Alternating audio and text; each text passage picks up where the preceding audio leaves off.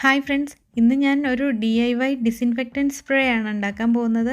ഇതിപ്പം 1 മിനിറ്റ് കൂടെ വേണ്ട ഇത് ഉണ്ടാക്കാൻ വേണ്ടിയിട്ട്. വീട്ടിൽ തന്നെ ഉണ്ടാക്കാം. 2 സാധനങ്ങളും മതി. ഇപ്പോഴത്തെ കണ്ടീഷനിൽ അത്യാവശ്യമായിട്ടുള്ളൊരു കാര്യമാണല്ലോ ഇത്.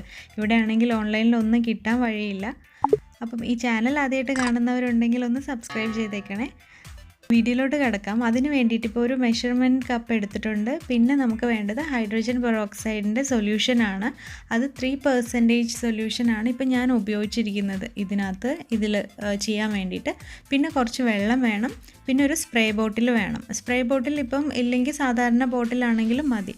ഇനി നമ്മൾക്ക് ഇതിലോട്ട് മെഷറിംഗ് കപ്പിലോട്ട് ഒരു 50 ml 50 ml സൊല്യൂഷൻ ഇതിലോട്ട് ഒഴിക്കണം. ഹൈഡ്രജൻ പെറോക്സൈഡ് സൊല്യൂഷൻ ഇതിലോട്ട് ഒഴിക്കുക.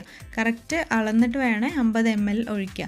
അതിനുശേഷം പിന്നെ നമ്മൾക്കൊരു 250 ml വെള്ളം ഒഴിക്കണം. 250. അപ്പോൾ നമ്മൾ 50 + 250 300. അപ്പോൾ 300 വരുന്നത് വരെ നമ്മൾ വെള്ളം ഒഴിച്ചാൽ മതി. ഇപ്പോൾ ഇത് 300 ആയിട്ടുണ്ട്. 300 ml ആയിട്ടുണ്ട്.